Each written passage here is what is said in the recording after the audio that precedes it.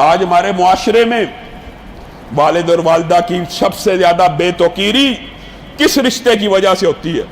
بات تلخ ہے لیکن بات سچی ہے، بیوی کی وجہ سے ہوتی ہے۔ بیوی کی وجہ سے لوگوں، میں یہ بات نہیں کہتا کہ بیوی کا حق نہیں ہے، انشاءاللہ اس کے اوپر بھی موقع ملا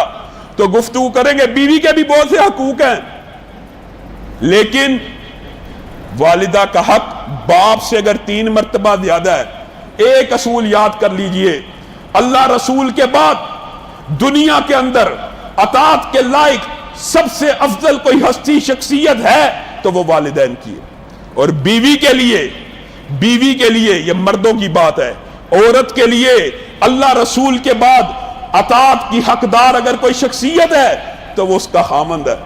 اس کا شوہر ہے۔ اگر معاشرے کے اندر یہ ہارمنی، یہ اصول و ضوابط لاگو ہو جائیں، معاشرے میں لڑائی جھگڑا نہ ہو۔ آپ بیوی کی وجہ سے والدہ سے منہ بنائیں، بیوی کی وجہ سے والد سے منہ بنائیں نہیں، اعتدال کے ساتھ چلنا ہے، بیلنس کے ساتھ چلنا ہے۔ یہ نہیں کہ بیوی کو بھی مار رہا ہے، میری والدہ کی خدمت کر، والدہ کی خدمت وہ اگر تیری بیوی کرے گی اس کا احسان ہے۔ والدہ اور والد کی خدمت تجھ پہ فرض ہے، تجھ پہ فرض ہے، بیوی کے اوپر احسان ہے۔ ہاں شوہر کی اطاعت فرض ہے، شوہر حکم دیتا ہے میری والدہ کی اطاعت کرے تو اس کو ملازمہ نہ سمجھے، وہ حسب استطاعت اس کی ذمہ داری ضرور اس کے اوپر لگائے، لیکن اپنی والد اور والدہ کے لیے اپنی کمائی میں سے خادمہ کا انتظام کرے، اپنی کمائی میں سے خادمہ کا انتظام کرے۔ اگر اس نے والدین کے حق کو ادا کرنا ہے، اپنی کمائی سے ایک خادمہ مختص کر دے تاکہ گھر میں لڑائی جھگڑا ہو ہی نہ سکے۔ لوگوں، ماں باپ کا حق بیوی سے اس قدر فوق ہوتا ہے، آج مرد بالعموم والدین کی حق تلفی، یقین مانیے ہر روز مسئلے مسائل سن کے اس بات سے آگے ہی ہوتی ہے کہ سب سے زیادہ لڑائیاں گھر میں ساس بہو کے جھگڑے سے ہو رہی ہے۔ جو بہو کے حقوق ہیں وہ بھی الگ بات ہے، لیکن آپ کے سامنے شریعت کا ایک مسئلہ رکھنا چاہتا ہوں۔ نبی کریم صلی اللہ علیہ وسلم کی سیرت سے بھی، سابقہ انبیاء کی سیرت سے بھی، اصحاب رسول کی سیرت سے بھی یہ بات ثابت ہے کہ اگر والد شرعی عذر کے تحت اپنے بیٹے کو حکم دے کہ اپنی بیوی کو چھوڑ دے تو بیٹے کے اوپر فرض ہے اپنی بیوی کو چھوڑ دے۔ کس وجہ سے؟ ابراہیم اسماعیل کے گھر زیارت کے لیے آتے ہیں، گھر آتے ہیں، پوچھتے ہیں، عورت کو دیکھتے ہیں، حالات کیسے ہیں؟ بہت برے حالات ہیں۔ کیسا گزر اوقات ہو رہا ہے؟ بہت بری طرح گزر بسر ہو رہا ہے، بیابان ہے، جنگل ہے، پینے کو پانی نہیں، پھل نہیں۔ اچھا بیٹا اسماعیل آئے، اس کو کہنا اس طرح کا بزرگ آیا تھا اور کہہ گیا ہے کہ گھر کی چوکھٹ کو تبدیل کر لے گا۔ لوگوں، اس کے اندر باپ کا حکم طلاق کا موجود ہے، اور اسماعیل نے بعین اسی طرح اپنے باپ کے حکم کے اوپر عمل کیا اور بیوی کو تبدیل کر لیا۔ پھر آئے، بیوی سے حال پوچھا، اچھی ذہن کی عورت، اللہ کا شکر ہے، جس حال میں بھی اللہ کا فضل ہے۔ نبی کریم صلی اللہ علیہ وسلم فرماتے ہیں حضرت ابراہیم نے کہا کہ اب تیری چوکھٹ پختہ ہے، اب تیری چوکھٹ اچھی ہے، اس کو برقرار رکھی۔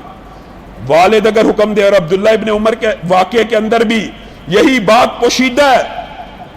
جب طلاق کا حکم ہوا نبی کریم صلی اللہ علیہ وسلم مشورہ ہوا شرعی عذر شرعی ہو، یہ نہیں کہ ساس اور سسر کو بہو بری لگی، ساس اور سسر کو بہو سے ناراض ہوئے تو انہوں نے بچے کو کہہ دیا کہ اس کو طلاق دے دو۔ عذر شرعی ہونا چاہیے، عیب شرعی ہونا چاہیے، تب والد اور والدہ کوئی عیب شرعی دیکھے اور بچے کو حکم دے بیوی چھوڑ دو تو بچے کے اوپر فرض ہے بیوی کو چھوڑنا۔ شریعت کا مسئلہ تو یہ ہے۔ تو میری بہنیں بیٹیاں یہ بات یاد رکھیں کہ اپنے خاوندوں کو اس بات کے اوپر ہرگز نہ اکسائیں کہ وہ اپنے والدین جو ان کے لیے دعائیں کرنے والے ہیں، جو ان کے لیے آخرت کا جنت میں جانے کا ایک سبب ہے۔ کتنی احادیث موجود ہیں، انشاءاللہ آئندہ آنے والے دروس میں ان کو بیان کریں گے۔ نبی کریم صلی اللہ علیہ وسلم کی سیرت کے حوالے سے چند ایک باتیں آپ کے سامنے رکھنا چاہتا ہوں۔ اور ایک بات وہی جو کل لوگوں نے سوال کیا تھا،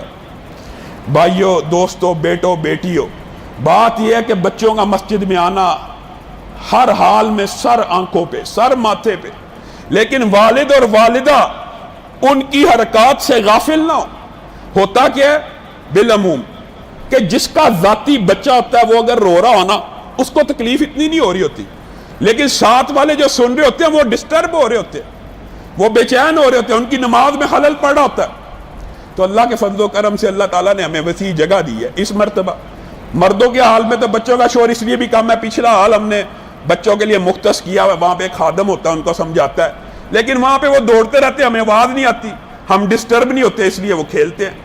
تو جو عورتوں میں بھی بچے ہوں، میرا مشورہ یہ ہے، میری ذاتی رائے ہے کہ جو بچہ عورتوں میں 3-4 سال سے بڑی عمر کا ہے، لڑکا ہے، اس کو والد کی طرف بھیج دیا کرے، تاکہ عورتوں کی جو ہر روز شکایت آتی ہے کہ شور بڑا ہے، تنگ بڑا کرتے ہیں۔ دوسری بات ہے ہم نے وہاں پہ خادمہ رکھی ہوئی ہے، باہر ایک قسم کا پلے گراؤنڈ ٹائپ ماحول ان کو دیا ہوا ہے، جو بچی ہیں وہ وہاں چلی جائیں، جو بچے ہیں وہ والد کے ساتھ اس ہال میں آ جائیں۔ ہم نے پیچھے ہال میں بچوں کا انتظام کیا ہوا ہے، لیکن یہ بات نہیں ہے کہ بچوں کی تربیت کرنے کے لیے بچوں کو مارنا جائز ہے، یہ بات صحیح ہے اور درست ہے کہ تعلیم و تربیت کے لیے مارنا جائز ہے، لیکن ہمارے لیے اسوہ نبی کریم صلی اللہ علیہ وسلم کی ذات ہے کہ انس ساری زندگی نبی کریم کی خدمت کرتے رہے، کہتے ہیں کبھی گلاس ٹوٹا، کبھی وضو کا لوٹا ٹوٹا، کبھی کوئی چیز ٹوٹی، کبھی کوئی چیز ٹوٹی، جب بھی ٹوٹتی میں نبی کریم کی طرف ڈر کے دیکھتا، آگے سے نبی کریم ہمیشہ مسکرا رہے ہوتے۔ کہا ایک دن مجھے بڑا غصہ تھا، نبی کریم صلی اللہ علیہ وسلم مجھے انداز بھی ایسا لفٹ نہیں کرا رہے تھے، یعنی اردو میں جو لفظ ہی ہوتا میرے لفٹ نہیں تھے کرا رہے۔ نبی کریم نے کہا انس فلاں جگہ جا، کہتے ہیں میں چپکے سے باہر نکلا اور میں بچوں کے ساتھ کھیلنا شروع ہو گیا کہ مجھے نبی کریم صلی اللہ علیہ وسلم جب تک منائیں گے نہیں میں نبی کریم کی بات نہیں مانوں گا۔ لوگوں، ایسا کوئی شفیق، ایسا کوئی تربیت کرنے والا اسوہ تو یہ زندگی ہے، یہ بات نہیں ہے، شریعت سے ثابت ہے بچے کو ضرب لگانا، مارنا، میں اس بات کا انکار نہیں کرتا، لیکن نبی کا اسوہ کیا ہے؟ چپکے سے انس کے پیچھے جاتے ہیں، آنکھوں پہ ہاتھ رکھ کے کہتے ہیں یا انیس، انس کو انیس پیار سے، اے میرے چھوٹے بیٹے، اے میرے انیس، کیا میرے کہنے پہ میرا کام نہیں کرے گا؟ آقا آپ حکم دیں، میں تو آپ کے کام کے لیے تیار تھا، صرف اسی بات کا انتظار تھا کہ آپ مجھے منائیں تو صحیح۔ اور نبی کریم صلی اللہ علیہ وسلم کی سیرت کے اندر ایک خاص پہلو بہت اہم ہے، وہ کیا ہے؟ نبی کریم صلی اللہ علیہ وسلم کا جیسے پہلے بیان کیا، عفو درگزر، معاف کر دینا، معاف کر دینا، معاف کر دینا، نبی کریم کی زندگی بری ہوئی ہے۔ آپ خود بتلائیے، نبی کریم صلی اللہ علیہ وسلم نے جب دعوت شروع کی، ظاہر اکیلے تھے، ساری دنیا دشمن ہی تھی، ہر دشمن کو معاف کیا، کس انداز میں فتح مکہ ہوئی، لا تثریب علیکم الیوم، بلال بھی تیار ہیں، سارے صحابہ جن کے اوپر ظلم ہوا، جن کو تپتی ریتوں میں جھلسایا گیا، جن کے سینوں پہ پتھر رکھے گئے، جن کی پشتوں پہ کوڑے مارے گئے، جن کو اذیتیں دی گئی، وہ سارے فتح مکہ کے موقع پہ تیار ہیں۔ آج بدلوں کا دن ہے، آج بدلے لیے جائیں گے، آج بلال کی تلوار سے کوئی دشمن نہیں بچے گا، آج میں فلاں سردار کو، فلاں سردار کو، فلاں سردار کو۔ سارے مظلوم صحابی ہوش ہیں، فتح ہو گئی، عزت مل گئی، اقتدار ملنے والا ہے، اب جس نے اذیت دی ہے ہم ان سے بدلے لیں گے۔ نبی کریم اپنے صحابہ کے بدلتے ہوئے تیور دیکھ رہے ہیں، کھڑے ہوتے ہیں،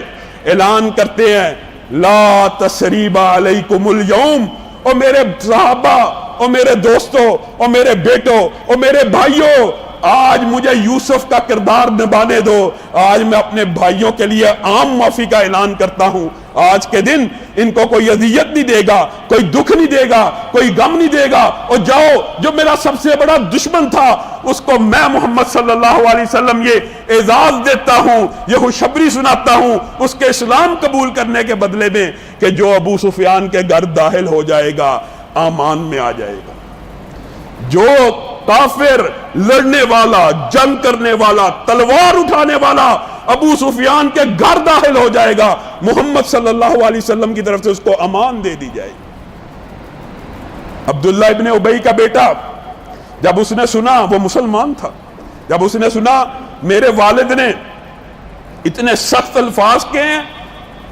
وہ اپنے باپ کو، لوگوں یہ تھی نبی کریم صلی اللہ علیہ وسلم محبت بھی، اور یہی اسوہ ہے، یہی ہمارے لیے نمونہ ہے۔ اپنے والد کو مدینہ کے راستے میں روک کے کھڑا ہے، اپنے سگے باپ کو، تو نے یہ الفاظ کہے ہیں، اگر تو نے یہ الفاظ کہے ہیں سب سے پہلے معافی مانگ مجھ سے، پھر محمد صلی اللہ علیہ وسلم سے۔ اگر تو نے معافی نہ مانگی میں بیٹا تیری گردن کو تن سے جدا کر دوں گا۔ اور نبی کریم صلی اللہ علیہ وسلم کے پاس حاضر ہو کے کیا کہتا ہے؟ آقا میں غیرت والا ہوں، آپ کو پتہ میں اپنے والد کی خدمت کرنے والا ہوں، میرا والد بے ایمان ہے لیکن میں نے اس کی خدمت میں کوئی کسر نہیں چھوڑی، اور میں چاہتا ہوں وہ ایمان کو قبول کرے دل سے، لیکن اے محمد صلی اللہ علیہ وسلم اگر آپ میرے والد کے قتل کا حکم جاری کرنا چاہیں، جب بھی کوئی ایسا بیٹا پیدا ہو سکتا ہے، کوئی ایسا ایماندار پیدا ہو سکتا ہے، جب بھی حکم جاری کریں اس کے قتل کا، تو مجھے عبداللہ کو، یعنی عبداللہ ابن ابی کے بیٹے کو حکم دینا وہ اپنے باپ کی گردن کو تن سے جدا کرے۔ وجہ کیا ہے؟ وجہ بھی بیان کر رہے ہیں، کہتے ہیں وجہ یہ ہے میرے اندر غیرت ہے۔ آپ کسی اور صحابی کو حکم دیں گے نا عبداللہ بن ابی کے قتل کا، وہ اس کو قتل کرے گا، میری غیرت جاگے گی، میں اس سے لڑوں گا، میرے ہاتھ سے کسی مسلمان کا خون بہے گا، میں جہنم میں چلا جاؤں گا، میرا بیڑا غرق ہو جائے گا، اس لیے جب بھی حکم دینا ہے مجھے قتل کا دینا ہے۔ نبی کریم مسکرانا شروع ہو گیا، کہا قتل کا حکم محمد صلی اللہ علیہ وسلم نہیں دیتے۔ لوگ کہیں گے محمد اپنے ساتھیوں کو قتل کرواتا ہے، میری طرف سے معافی ہے۔